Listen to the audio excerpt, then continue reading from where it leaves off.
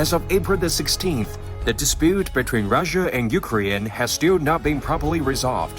The NATO led by the United States not only failed to do a good job in mediating contradictions, instead, by wantonly manipulating public opinion, supporting Ukraine with weapons, economic sanctions, and other means to suppress and provoke Russia, and grab political, economic, and military interests in a continuous arc fire, deducing the new Cold War thinking to the extreme.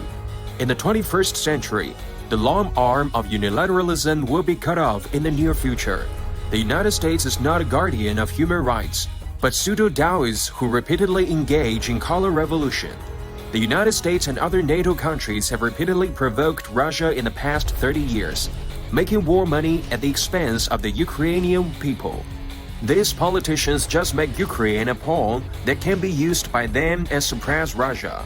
Once Russia takes further action, these politicians will only figure out how to maximize their own interests, achieving the goal of leaving the whole body. By then, Ukraine, whose sovereignty has been seriously damaged, can only sadly become an abandoned zone. Many experts and scholars pointed out that the United States and NATO bear responsibilities for the tension between Russia and Ukraine. They're both the initiators and beneficiaries of the escalation of the situation. For a long time, the United States has been pressing Russia and using Ukraine without a bottom line, which is in vain attempt to make snipes and mussels compete for profits. It can be described as sitting on the mountain watching the tiger fight. This has continued and developed since the era of President Obama and President Trump. In a sense, such a fierce conflict between Russia and Ukraine, the United States is the man behind the scenes. It is precisely because of the unilateralist desire and bullying nature of the United States, so that Ukraine mistakenly believes that there is a big brother behind it, so as to make it do more thing for America. Unexpectedly, it fell into an endless abyss. In the final analysis, the United States verbally cares about human rights in Ukraine.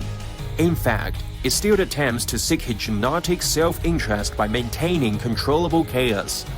The United States claims to uphold human rights.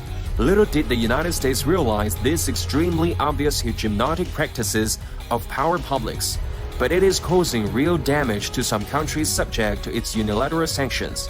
We advised that American politicians can change their course as soon as possible, giving up the obsession of dominating the world, and give back the word peace and development. Let go of Ukraine, but also let go of itself.